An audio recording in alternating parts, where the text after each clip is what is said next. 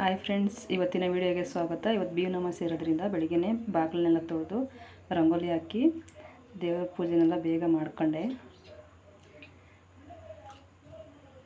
ಶನಿವಾರನೇ ಎಲ್ಲ ಕ್ಲೀನ್ ಮಾಡಿ ಇಟ್ಕೊಂಡಿದ್ರಿಂದ ಬೇಗ ಪೂಜೆ ಆಯ್ತು ಇವತ್ತು.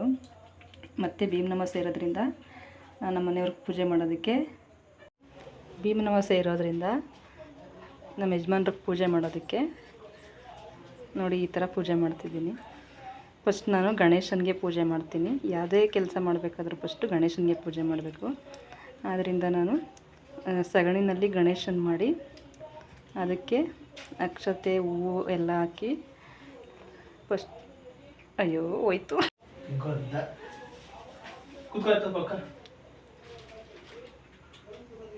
ಮೊದಲನೇ ಪೂಜೆ ಗಣೇಶನಿಗೆ ಮಾಡೋದ್ರಿಂದ ಫಸ್ಟು ಗಣೇಶನಿಗೆ ಪೂಜೆ ಮಾಡಿದೆ. ಜೋಡಿ ದೀಪ ಪೂಜೆ ಮಾಡಿದೆ.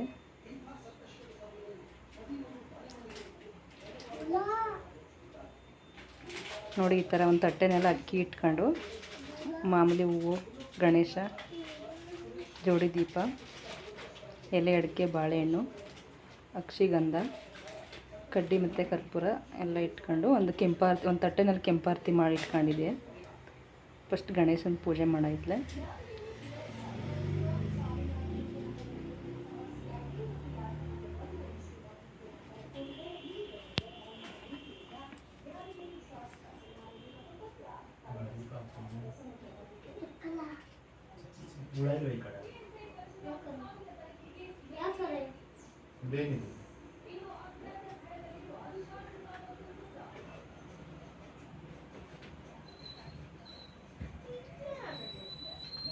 ಅಕ್ಷಿಗಂಧ ಎಲ್ಲ ಹಾಕಿ ಗಣೇಶನಿಗೆ ಪೂಜೆ ಮಾಡಿ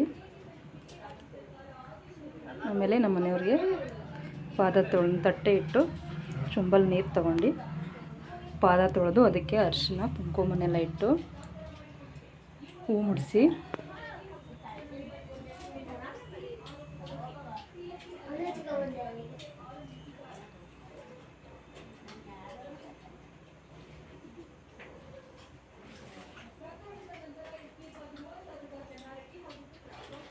ಎಲೆ ಅಡಿಕೆ, ಬಾಳೆಹಣ್ಣು ಇಟ್ಟಿದ್ದೆ. ಯಾರು ಸಾಮಾನ್ಯವಾಗಿ ಇಡಲ್ಲ, ಆದರೂ ಇಟ್ಟಿದ್ದೆ ನಾನು. ಎಲ್ಲರ ಮನೇಲೂ ಮಾಡ್ತಿರ್ತಾರೆ ಬೀವನಮಾಸೆ ಪೂಜೆ. ನಾನು ಮದುವೆ ಆದಾಗ್ಲಿಂದನೂ ಮಾಡ್ತಾಯಿದ್ದೀನಿ. ಪ್ರತಿ ವರ್ಷ ತಪ್ಪದೆ ಮಾಡ್ತಿದ್ದೀನಿ ಈ ಪೂಜೆನಂತೂ. ನಮ್ಮ ಮನೆಯವ್ರಿಗೆ ದೇವರು ಆಯುಷ್ಯ ಆರೋಗ್ಯ ಕೊಟ್ಟು 3 ಕಾಲ ಚೆನ್ನಾಗಿಡಲಿ ಅನ್ನೋದು ನನ್ನ ಆಸೆ. ಗಂಧ ಕಡ್ಡಿ ಹಚ್ಕೊಂಡು ಅವ್ರ ಪಾದಕ್ಕೆ ಪೂಜೆ ಮಾಡ್ತಿದ್ದೀನಿ.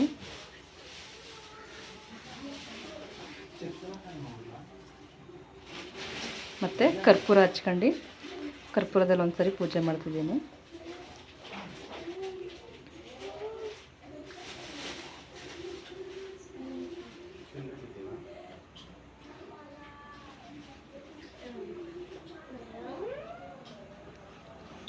ಮತ್ತು ದಾರದಲ್ಲಿ ಒಂದು ಸೇವಂತಿಗೆ ಹೂವನ್ನು ಕಟ್ಟಿ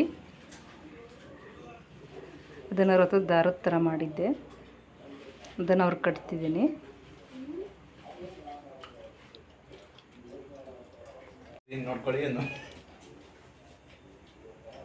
ರಥದ ದಾರ ಕಟ್ತಿದ್ದೀನಿ. ಅವರು ನಮಗೆ ಕಟ್ತಿದ್ದಾರೆ. 5 ಎಳೆ ಇಲ್ಲ 16 ಎಳೆ ದಾರದಲ್ಲಿ ಈ ರೀತಿ ಒಂದು ಅರಶಿನದ್ದು ದಾರ ಮಾಡ್ಕೊಂಡು ಅದಕ್ಕೊಂದು ಸೇವಂತಿಗೆ ಹೂವನ್ನ ಕಟ್ಕೊಂಡು ರಥದ ದಾರ ಅಂತ ಮಾಡ್ತಾರೆ ಇದು.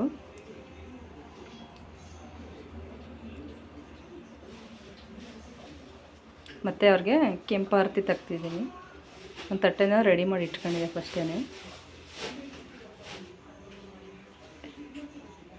ಹೋಯ್ತು.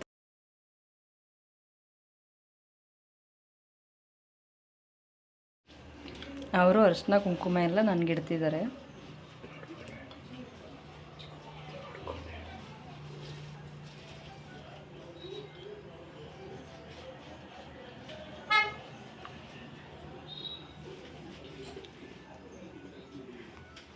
ಈ ದಿನ ಎಲ್ಲ ಹೆಣ್ಮಕ್ಳು ಕೂಡ ಈ ಬೀವನಮಾಸೆ ಪೂಜೆನ ತಪ್ಪದೆ ಮಾಡಬೇಕು. ಯಾಕಂದರೆ ನಮ್ಮ ಯಜಮಾನ್ರು, ಎಲ್ಲರ ಯಜಮಾನ್ರು ಅಷ್ಟೇ, ಅವರು ಕಷ್ಟಪಟ್ಟು ಹೆಂಡತಿ ಮಕ್ಕಳನ್ನ ಸಾಕ್ತಿರ್ತಾರೆ.